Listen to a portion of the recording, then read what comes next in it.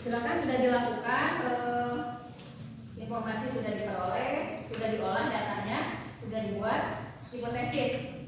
Sudah selesai semua? Sudah. Berikutnya mempresentasikan hasil daripada diskusi, ya. Seperti yang sudah Ibu bagikan sebelumnya, yang tampil lebih dulu itu adalah kelompok kerakyatan. Ya. Kelompok kerakyatan, silakan ke depan beserta dengan anggotanya.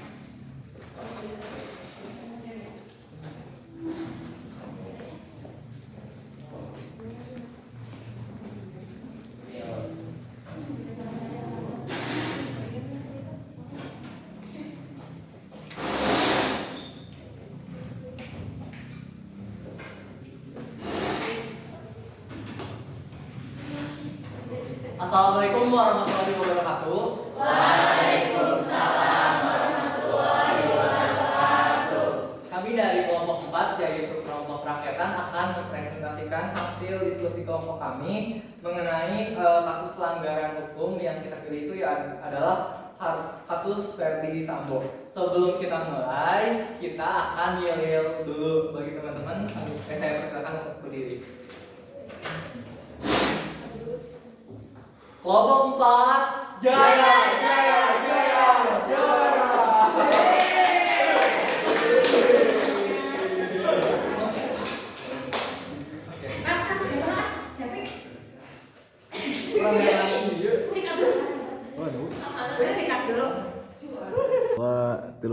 Assalamualaikum warahmatullahi wabarakatuh.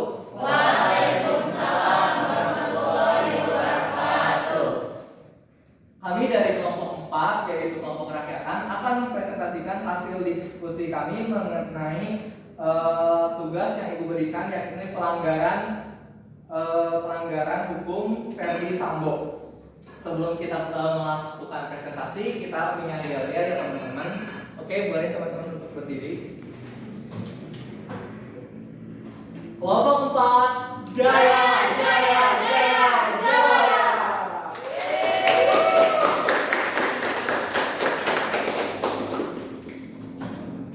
Setelah kita mengidentifikasi hasil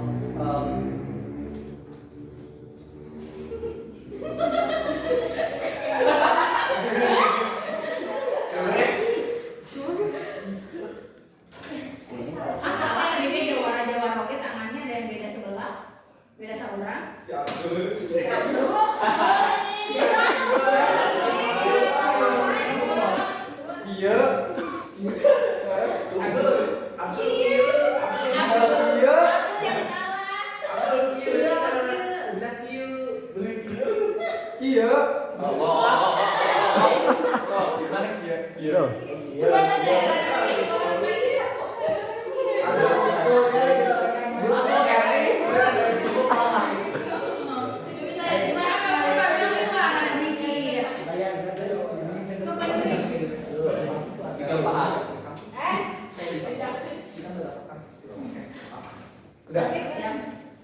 Satu, dua, tiga. Assalamualaikum warahmatullahi wabarakatuh. Waalaikumsalam warahmatullahi wabarakatuh. Kami dari kelompok 4 yaitu kelompok kerakyatan akan mempresentasikan hasil diskusi kami mengenai kasus pelanggaran hukum yang kita pilih. Di sini kita memilih pelanggaran hukum dari Ferdi Sambo. Sebelum kita presentasi, kita punya yel-yel ya. Boleh teman-teman untuk berdiri. Kelompok 4, jaya, jaya, jaya, jaya.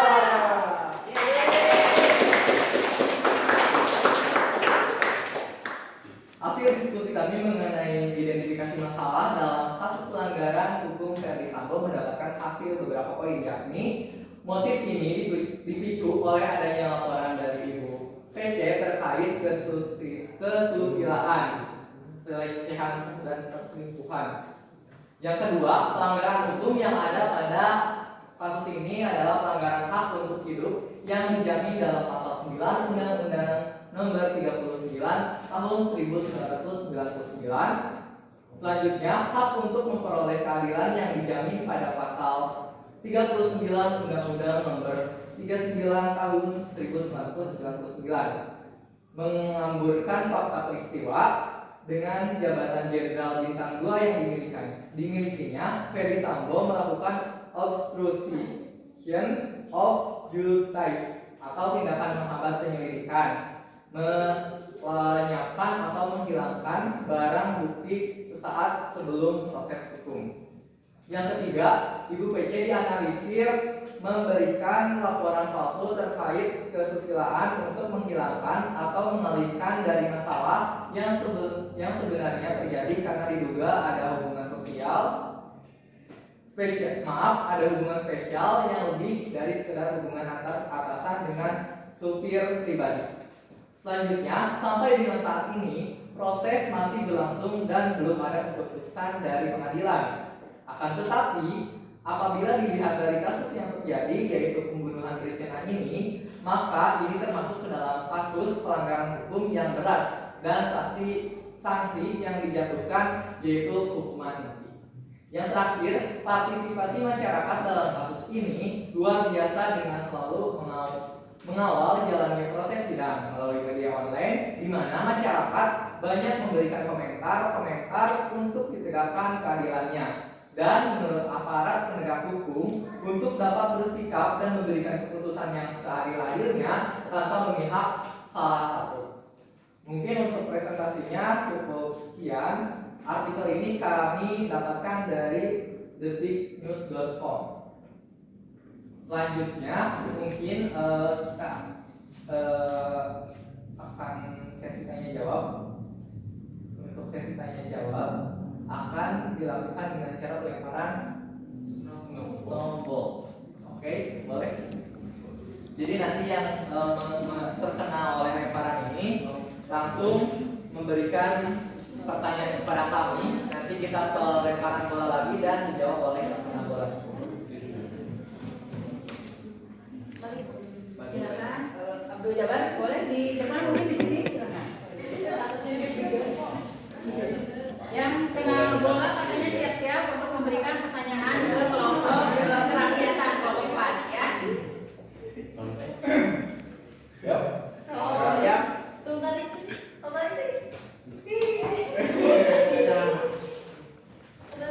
Siapa yang dapat Anissa? Anissa boleh mengajukan pertanyaan kepada kelompok kerakyatan yang sedang presentasi di depan. Baik, izinkan saya untuk bertanya, apa yang menjadi motif Brigadir J dibunuh?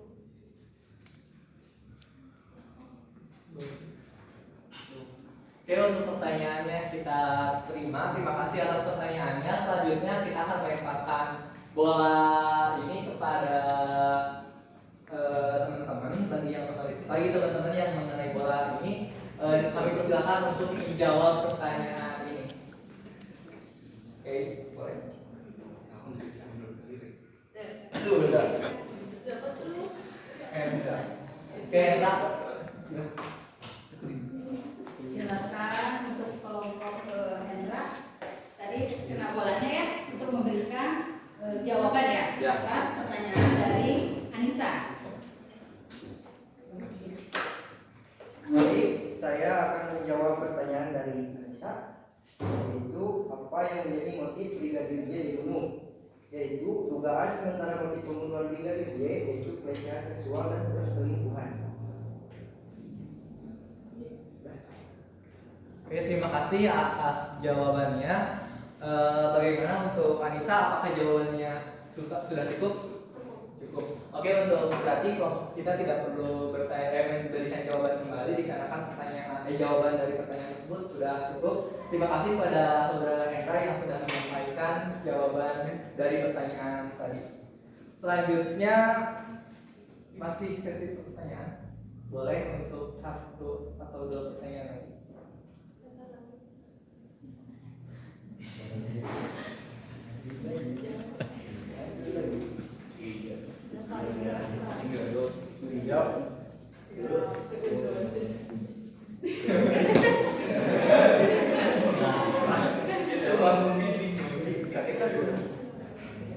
Silakan Abdul Aziz untuk memberikan pertanyaan kepada kelompok kerakyatan.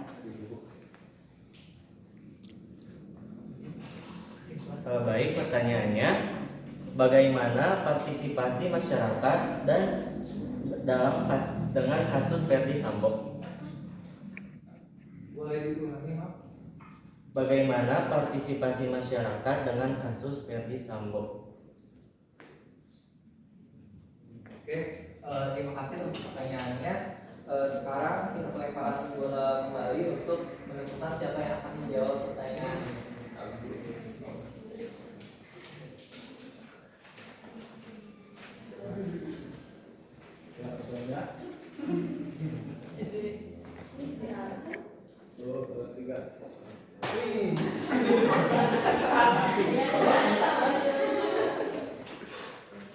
Naswa sasarannya ya. Silakan Naswa untuk memberikan pertanyaan kepada kelompok rakyat. Jawaban. Ya, jawaban.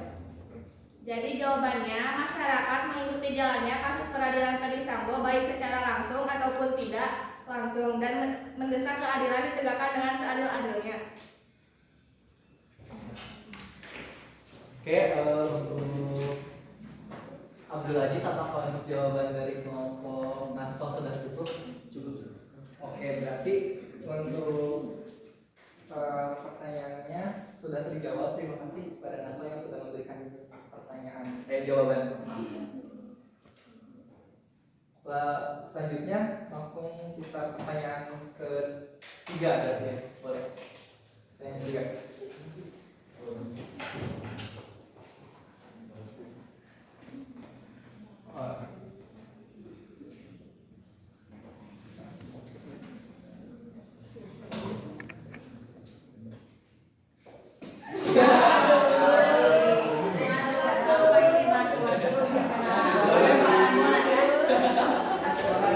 Tadi menjawab, mungkin sekarang memberikan pertanyaan ya.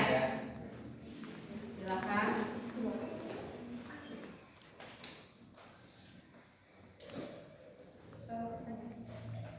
Apa yang terjadi akibat kasus Verdi Sambo? Oke, di sini saya ingin menjawab ya. Kali ini kelompok saya yang akan menjawab dari pertanyaan tersebut. Tadi pertanyaannya maaf, boleh diulangi. Apa yang terjadi akibat kasus Verdi Sambo? Dari hasil analisis yang kita lakukan, yang terjadi akibat kasus Verdi Sambo ini adalah tingkat kepercayaan masyarakat terhadap institusi kepolisian menjadi menurun. Untuk jawabannya hanya itu, apakah cukup? Oke, terima kasih atas pertanyaannya. Selanjutnya pertanyaan terakhir ya, boleh terakhir. Ada yang mau bertanya?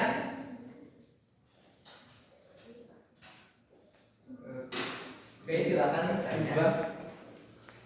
Menurut kelompok Anda, sanksi seperti apa yang pantas diberikan kepada Verdi Sambo? Terima kasih. Oke, terima kasih atas pertanyaannya. Izinkan kelompok kami untuk menjawabnya.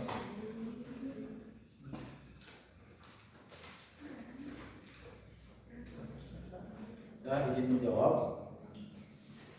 Menurut saya, sanksi seperti apa yang pantas diberikan kepada Verdi Sambo, yaitu karena kasusnya adalah pembunuhan berencana dan termasuk ke dalam pelanggaran hukum berat, maka sanksi yang pantas adalah hukuman mati. Mungkin itu jawaban dari saya. Cukup.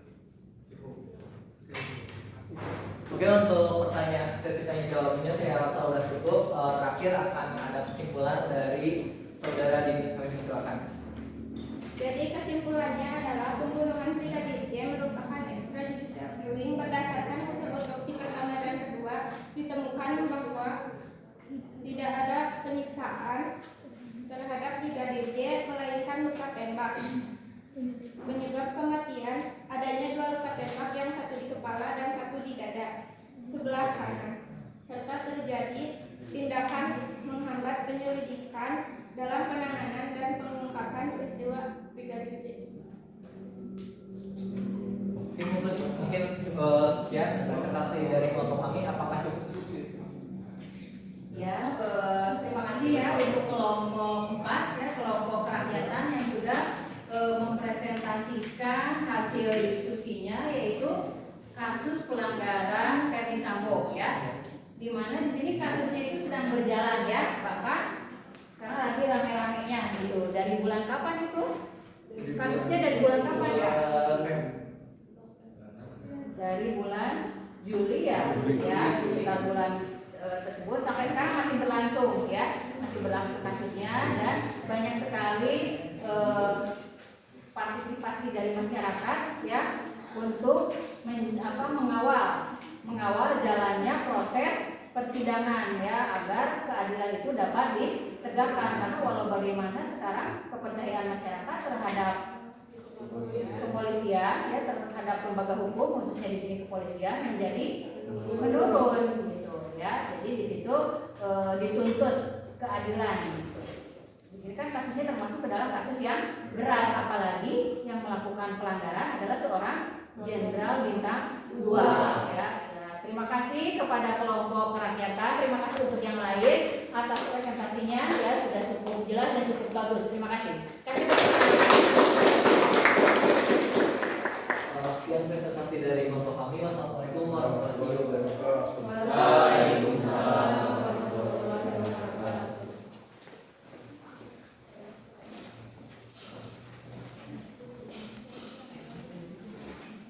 Berikutnya kelompok ketuhanan kelompok 1 ya, menjadi urutan kedua untuk presentasi. Silakan kelompok ketuhanan kelompok 1 ke depan. Silakan nanti ditampilkan dulu pelanggaran hukumnya ya. Ditampilkan pelanggaran hukumnya, kemudian ada videonya dari pelanggaran hukum yang didiskusikan oleh kelompok 1 agar teman-temannya bisa melihat ya.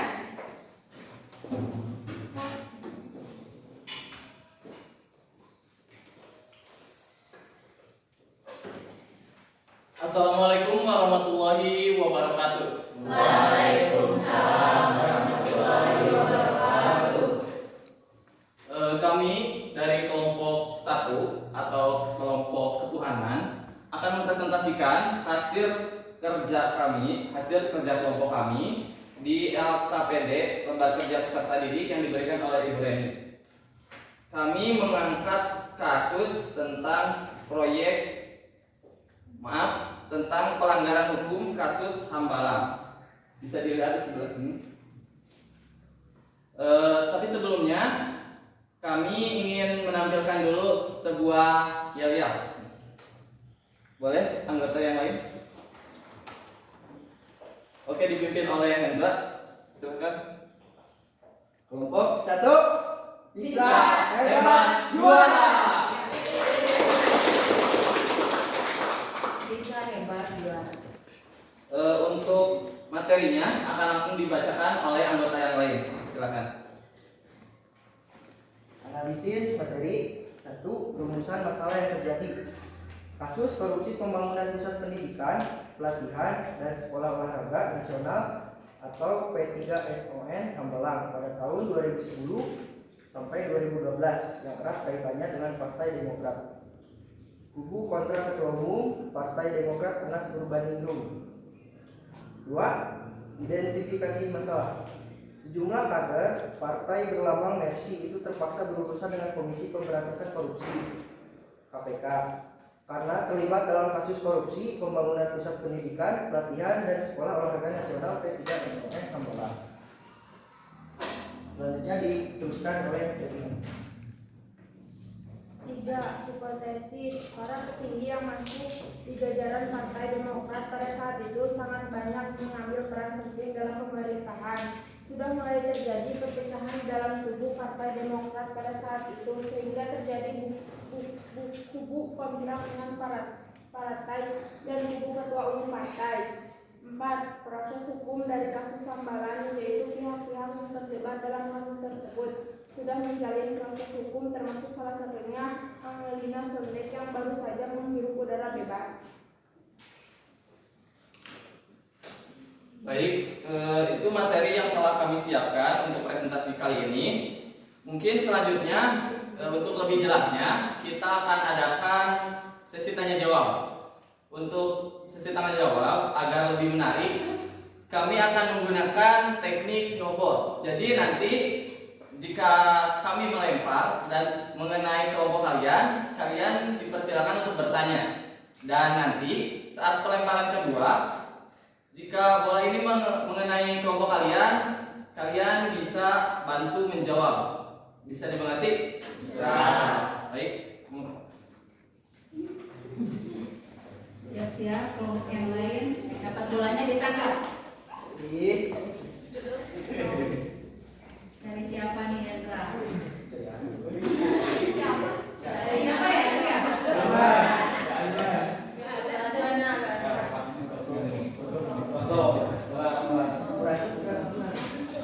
Jadi ulang.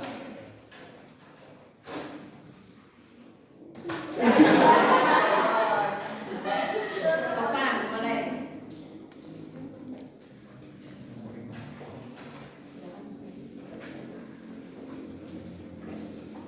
Oke. Izin bertanya kepada kelompok ketuhanan. Ketuhanan kan. Oke. Saya ingin memberikan pertanyaan siapa saja yang terlibat dalam kasus korupsi Hambalang ini. Terima kasih untuk pertanyaannya. Terima kasih. Ya, terima kasih kepada kelompok berapa? 4 yang telah memberikan pertanyaannya. Selanjutnya berikan kami waktu untuk berdiskusi dulu dan sekarang akan dijawab dulu untuk kelompok lain. Bisa langsung dilempar.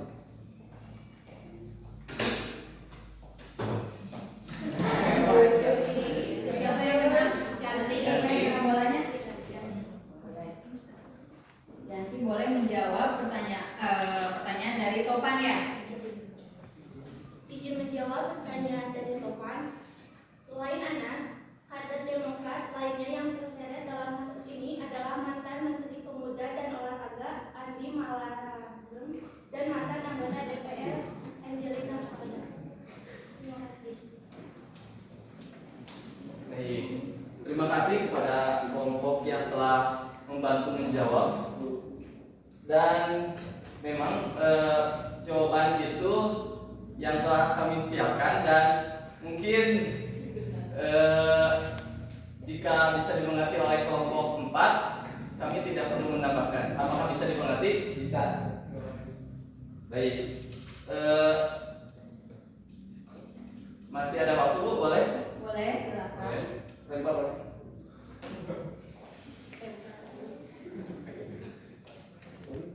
Oh, lanjutin sampai. Semangat sekali Amanda, boleh. Silakan. Boleh. Pertanyaannya. Berdiri. Izin bertanya, apa yang menyebabkan korupsi sulit untuk diberantas? Sekali lagi, apa yang menyebabkan korupsi sulit untuk diberantas? Siap. Terima kasih kepada kelompok Amanda yang telah memberikan pertanyaannya. Seperti tadi, bola akan dilempar lagi dan mohon dibantu dijawab lagi oleh kelompok lain. Bisa dilempar? Mungkin ambil arah yang berbeda. Terus, ya, Abdul Jabar ya. Abdul Jabar boleh. Bisa tolong menjawab pertanyaannya dari Amanda sebelum ke kelompok yang presentasi menjelaskan lebih lanjut. Menjawab dari pertanyaan Anda, apabila ditinjau dari sisi historisnya, para penjajah dan pendahulu sudah mengajarkan perilaku koruptif dan terlihat dari sistem birokrasi yang lambat dan berbelit-belit menciptakan celah bagi para oknum. Mungkin ya jawaban dari saya. Siap. Terima kasih atas jawabannya dari Abdul Jabar. Mungkin saya bisa menambahkan sedikit saja.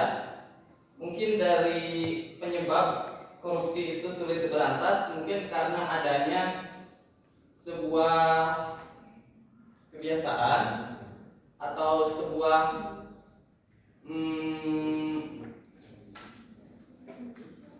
ya kebiasaan turun-temurun dari pendahulu-dahulunya. Mungkin itu ada bantuan-bantuan dari pihak-pihak atau oknum-oknum tertentu yang membantu dalam kasus tersebut. Kemudian mungkin ini juga diakibatkan karena adanya dari kebiasaan seseorang tersebut. Seperti yang telah Ibu sampaikan tadi dalam materi sebelum-sebelumnya, bahwa kebiasaan buruk sekecil apapun kalau terus dilakukan akan menjadi hal yang besar seperti itu.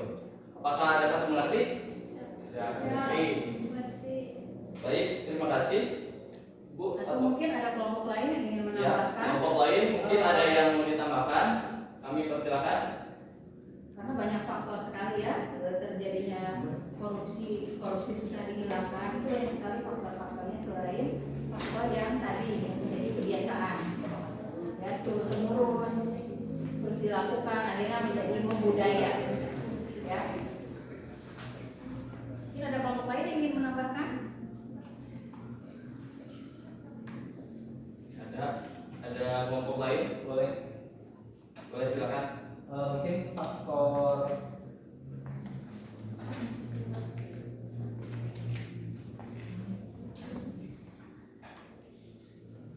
yang menyebabkan korupsi sulit untuk diberantas adalah kurangnya kesadaran dari beberapa pihak dan kurangnya ketegasan pemerintah dalam membuat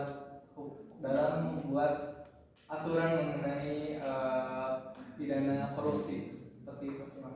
Terima kasih atas tambahannya. Boleh tepuk tangan dulu. Nah, terima kasih sudah menambahkan. Ada lagi yang mau menambahkan? Cukup.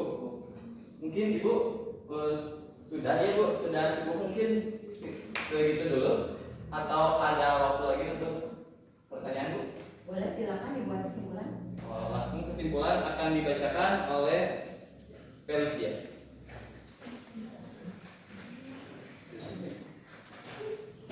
Kesimpulan korupsi Hambalang yang terjadi pada kurun waktu tahun 2010 sampai 2012 yaitu pembangunan pusat pendidikan, pelatihan dan sekolah olahraga nasional atau P3SON di Hambalang, Bogor yang pada saat itu era masa pemerintahan Susilo Bambang Yudhoyono atau SBY dari Partai Demokrat. Kasus korupsi Hambalang di mana para petinggi partai terlibat dalam kasus tersebut, salah satunya Anas Urbaningrum. Para kader yang terlibat saat ini sudah menjalani sanksi hukuman. Sampai saat ini, bangunan masih terbengkalai dan terjadi kubu kontra dan kedua dengan ketua umum partai pada saat ini, yaitu Agus Harimurti Yudhoyono atau AHY, serta ada yang mengklaim di kubu kontra bahwa kasus Hambalang telah meloloskan putra dari presiden, yaitu Edi Baskoro Yudhoyono atau Ibas. Baik, sekian presentasi dari kelompok ketuhanan. Kami mohon maaf bila ada kekurangan dalam presentasi ini. Akhir kata, wabillahi taufiq wal hidayah. Wassalamualaikum warahmatullahi wabarakatuh. Waalaikumsalam warahmatullahi wabarakatuh. Terima kasih untuk kelompok ketuhanan ya, kelompok 1. Materinya yaitu tentang proyek Hambalang ya, yang terjadi pada tahun 2010 ya, di era Presiden SBY. Di situ memang banyak kader-kader yang terlibat ya, dan di situ kasus pelanggarannya adalah kasus pelanggaran hukum berat ya, korupsi, karena korupsi bisa merugikan banyak orang ya, banyak orang. Nah, di situ korupsi itu kan terjadi karena berbagai faktor ya, karena apa? Karena kebiasaan, terus juga karena faktor kesadaran yang kurang, karena mungkin seperti kelompoknya sila pertama ketuhanan yang Maha Esa ya, tidak takut ya, kalau korupsi itu kan bagian daripada apa? Bagian daripada hal-hal yang memang tidak bagus untuk dilakukan ya, gitu. Jadi tidak takut akan Tuhannya gitu ya, karena hal itu harus dipertanggungjawabkan ya. Terima kasih untuk kelompok ketuhanan, sudah bagus sekali presentasinya ya, sudah bisa menjawab dan menyempurnakan jawaban daripada teman-temannya ya. Tepuk tangan. Terima kasih juga untuk kelompok yang kemanusiaan, persatuan, Persatuan. kerakyatan, dan juga keadilan atas presentasinya. Ya, tepuk tangan untuk kita semua. Ya, alhamdulillah hasil daripada diskusi sudah dipresentasikan, ya, sudah dipresentasikan. Dan untuk pertemuan minggu depan,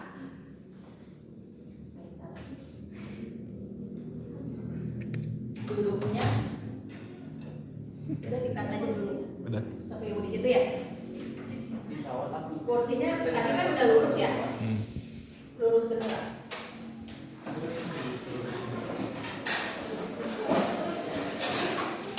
Tadi ibu minta karena ini kan cepatnya waktunya ya, kita tadi mulai jam 12.45, sekarang 13.15 baru 30 menit. Jadi mungkin nanti sini mas tadi ada jeda ya untuk ya nanti kita cari videonya saja. Cuplikan dulu video sedikit.